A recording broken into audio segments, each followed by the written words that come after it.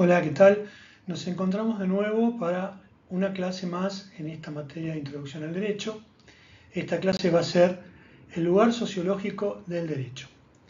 En realidad es el lugar que ocupa el derecho dentro de la cuestión social y las interacciones que tenemos nosotros como seres humanos y las incidencias que esas relaciones tienen con el derecho y el derecho para con esas relaciones.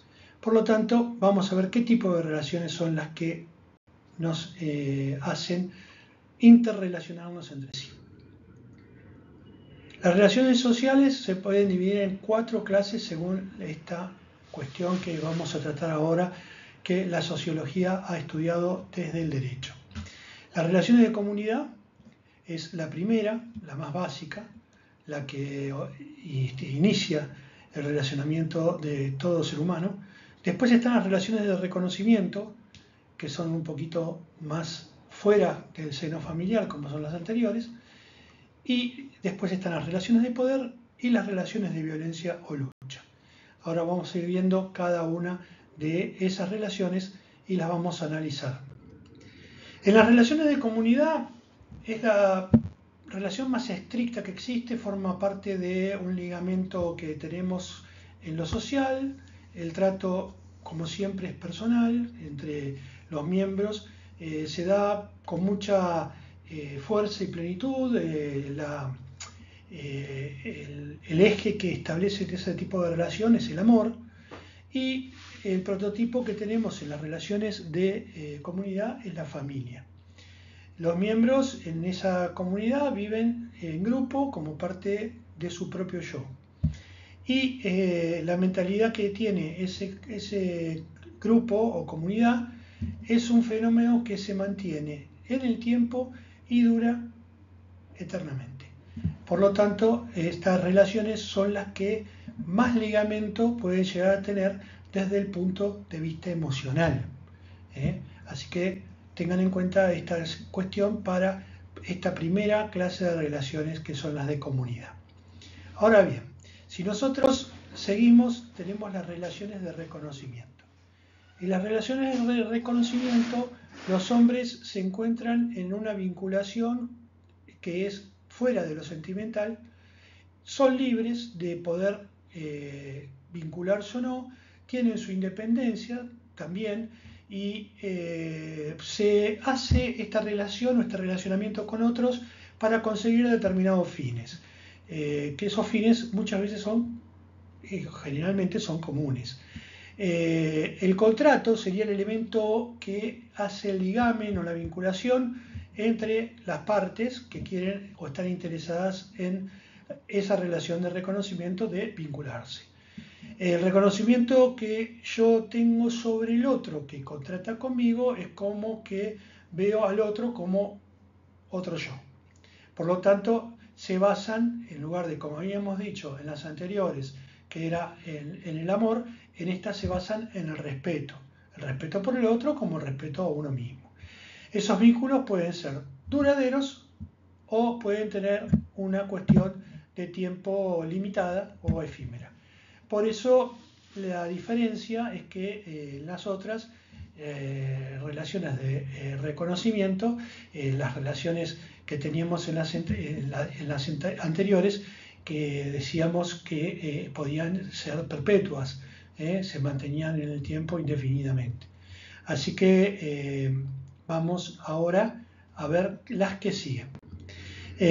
Las relaciones de poder son aquellas en donde hay un dominio de uno sobre los otros o sobre el otro. Pueden ser muchos o uno solo.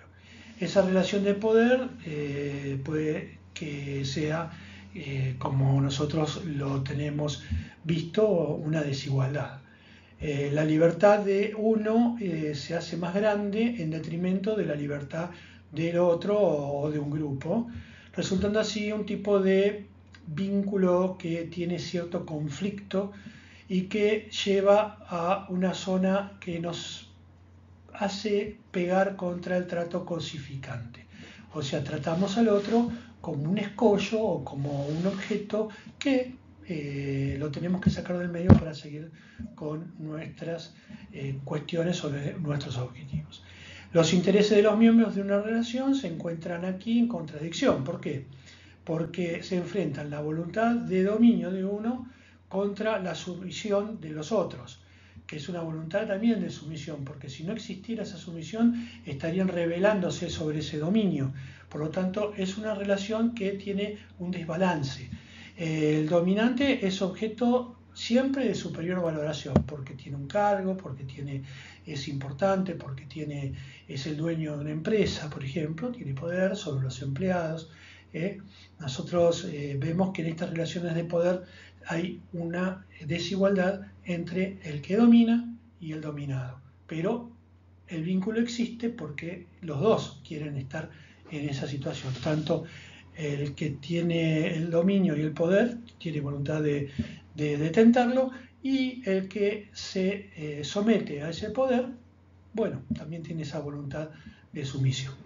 Por lo tanto, está la tercera relación que nos hace ver de qué forma el derecho se va relacionando con las distintas cuestiones que se van dando en el interactuar de la sociedad. Y ahora tenemos las relaciones de violencia o lucha. Bueno, acá en la relación de violencia o lucha se basa, como dice la palabra, lucha, violencia, se basa en la voluntad de crearse un daño recíproco. Acá las partes se pueden reconocer en que se odian. El odio es la base y es un odio que es recíproco y que se conoce en ese momento con que el otro está existiendo. Entonces, en esa situación, las partes tratan de poner fin uno hacia el otro y viceversa, y suprimir, si fuera posible de alguna manera, la existencia del otro. Los partícipes de esta relación se buscan para destruirse, para menoscabarse, para hacerse daño. La presencia del otro es una situación que es insoportable, que el violento generalmente lo cosifica al otro, pero en este caso lo ve como un gran obstáculo para lograr sus objetivos. Entonces no es que detente el poder, él quiere lograr algo que va en busca de. Por lo tanto, el que está delante es un objeto y debe ser eliminado.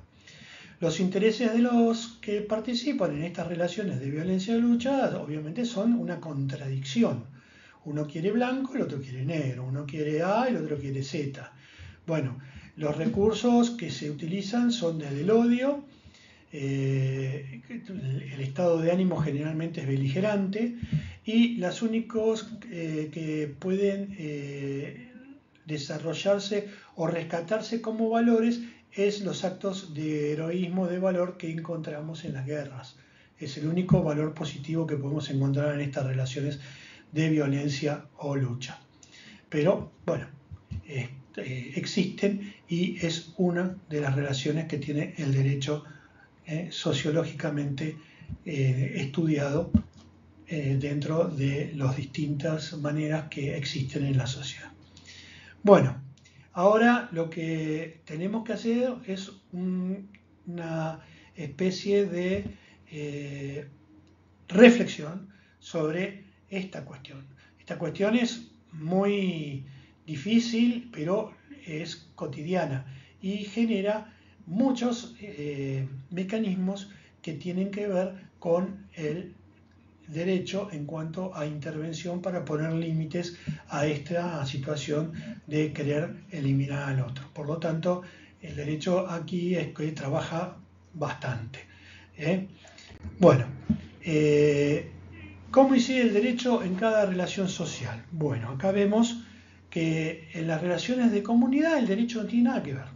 ¿Por qué? Porque son las relaciones de amor, el derecho en el amor no se mete, las relaciones de familia, en donde ese amor supera el derecho que tiene como máxima relacionamiento del respeto. Es el máximo valor que el derecho tiene como ahí en el tope de los valores. Es el respeto. Por lo tanto, el amor está más arriba, el derecho acá no interviene. Solo puede llegar a intervenir cuando finalizan estas relaciones, que podemos verlo cuando hay una cuestión de divorcio vincular, donde la familia termina y una parte y la otra de los cónyuges sigue su vida por su lado. Acá, bueno, el derecho tiene que intervenir para establecer las reglas por las cuales se van a regir en esa cuestión que hace al divorcio vincular, como también puede pasar en las sucesiones. Cuando uno muere, cómo deben repartirse los bienes de la persona que ha fallecido entre sus sucesores, el derecho interviene, pero no tiene nada que ver con el amor. O sea, son relaciones que se van desarrollando en cuestiones de quebrantamientos o de finalizaciones en donde el derecho pone algunas reglas como para que la convivencia sea lo más sana posible. Las incidencias en las relaciones de reconocimiento. Bueno, tanto en el reconocimiento como en el derecho siempre tienen como uno de los valores más importantes el respeto por el ser humano. O sea que estas relaciones son las que podemos decir que para el derecho son las más fértiles, las más propicias, las mejores. O sea, para el ámbito del derecho, estas relaciones de comunidad y de reconocimiento, funcionando todo bien, son las que al derecho lo ponen bien y lo tienen contento. Pero no, hablando en serio, son aquellas relaciones que son las que establecen una normalidad. Ahora, las cuestiones de incidencia del derecho sobre las otras relaciones, ya ahí es un poco y a veces bastante más complejo. En las relaciones de poder, el orden jurídico nos presenta como un límite permanente al orden del poder. O sea, ¿qué quiere decir esto? Que le pone límites para que el poder no se termine transformando en algo que termina en cuestiones que van más allá de las prerrogativas que tiene la persona que detenta el poder y haga vulneraciones sobre los derechos de otras personas o sobre cuestiones que falten al respeto de otras personas o de otros grupos. Bueno, el derecho, ¿qué hace? Cuando existen estas cuestiones y tiene que ponerle límites, lo trata de llevar de a poco a que se genere una igualdad para que estén en igualdad de condiciones, estén equiparados y exista de alguna manera un reconocimiento recíproco, no que haya un sometimiento que sea completamente desbalanceado. En cuanto al poder estatal, el derecho le coloca límites. ¿Por qué? Porque trata de que el poder estatal no se termine haciendo una cuestión desmesurada, sino que tenga una contención, tenga sus límites, y esos límites se van poniendo con lo que nosotros conocemos como la división de poderes. ¿Qué quiere decir esto? Los poderes de control, que todo acto de poder siempre tiene un organismo que tiene un control sobre el otro o sobre ese acto. Uno podría ser la división de poderes, por ejemplo, el poder ejecutivo, el poder legislativo y el poder judicial. El poder ejecutivo puede emitir decretos en estado de necesidad y urgencia, y el poder legislativo tiene el control de terminar aprobándolo o desaprobando ese decreto que emitió el Poder Ejecutivo, y por lo tanto le pone un límite. Y también el Poder Judicial le pone límite a los otros dos poderes, porque es el poder que controla que los otros dos poderes funcionen correctamente y que los miembros de esos poderes, tanto el presidente, el vicepresidente, los ministros y los diputados o senadores del Poder Legislativo, establezcan su desempeño de manera acorde al derecho. Por lo tanto, acá el derecho tiene una incidencia muy importante sobre el poder. En las relaciones de violencia o lucha, bueno, la violencia obviamente es una desestabilización en lo que tiene que ver con el relacionamiento entre nosotros los seres humanos, por lo cual el derecho tiene poco espacio para intervenir. y generalmente lo único que puede hacer en estos casos, cuando hay una lucha, una conflagración o un enfrentamiento, es poner las reglas, como por ejemplo que se sometan a determinadas cuestiones, como puede ser la Convención de Ginebra, firmada por la mayoría de los países en existencia, que establecen determinadas cuestiones por situaciones de guerra, como por ejemplo el tratamiento de los prisioneros de guerra, los blancos civiles que no sean atacados, las ciudades o comunidades civiles que estén fuera de las que son las zonas de combate, y que también tengan ciertas reglas en cuanto al armamento que se utiliza, que no se cometan excesos que puedan llegar a ser completamente irreversibles y por lo tanto causar un daño mayor al que ya se está causando con una cuestión así.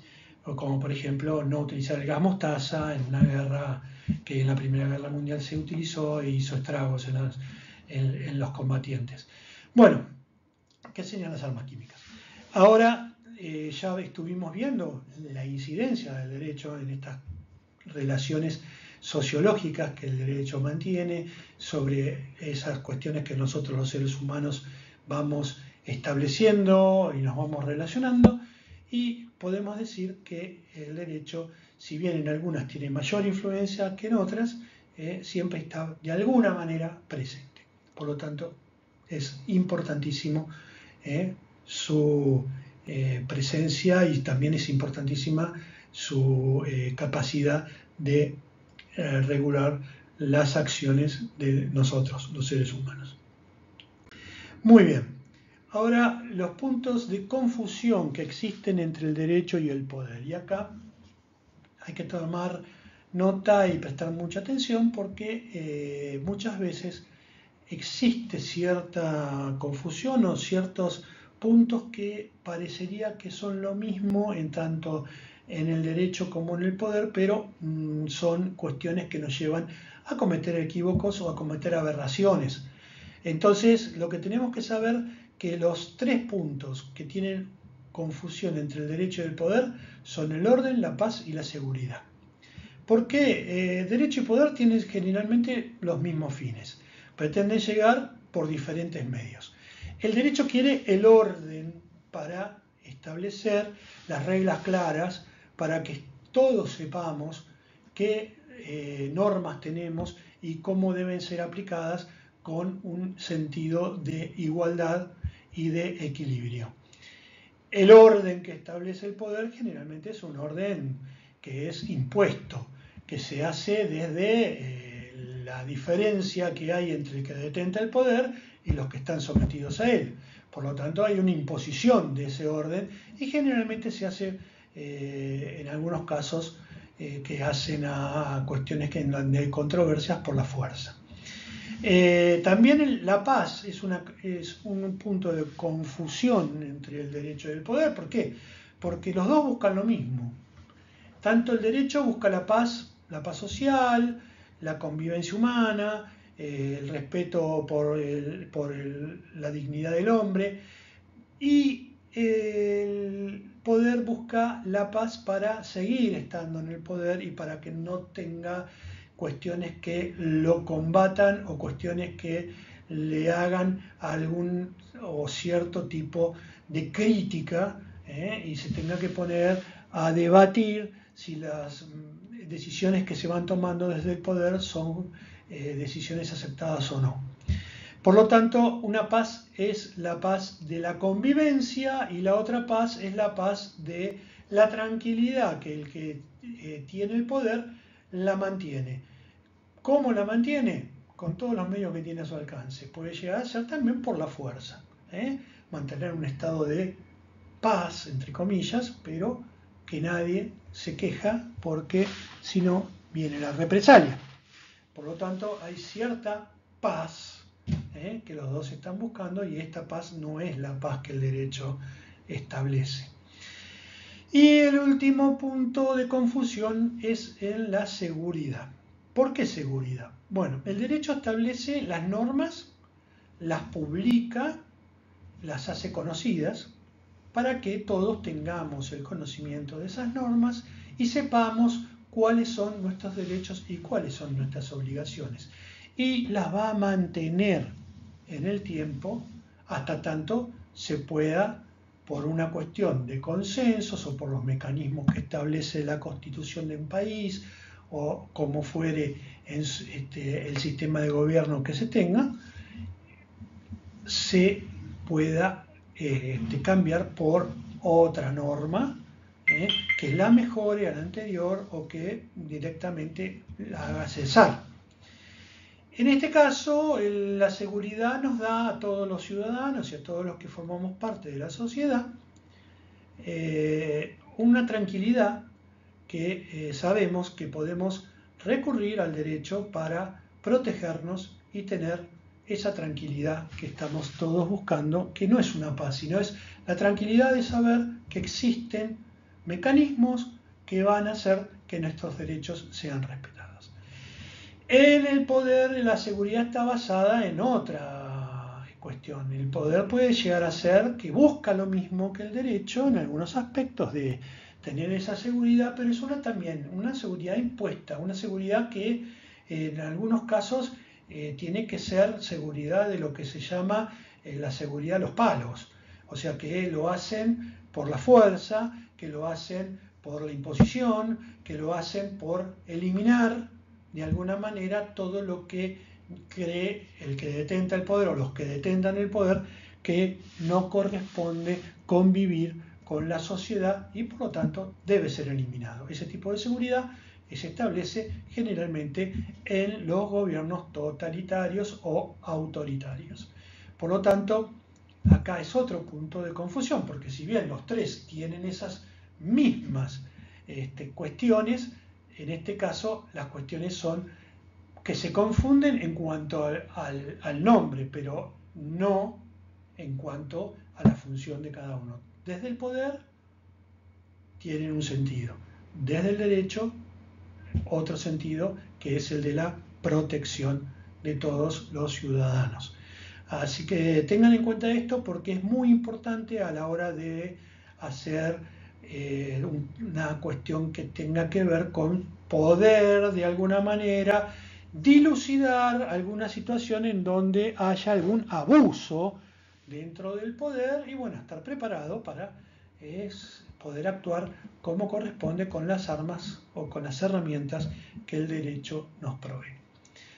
Espero que haya sido entendido, sigan la bibliografía, que la tienen a mano, el resto es una cuestión que van a tener que grabar porque es una ayuda que les estoy dando, es muy probable que en algún examen se termine preguntando. Bueno, y lo que tenemos que también existen son puntos críticos de convergencia entre el derecho y el poder. ¿Dónde convergen? ¿Dónde se juntan el derecho y el poder? En el primer lugar donde se juntan es en el Estado. ¿Por qué?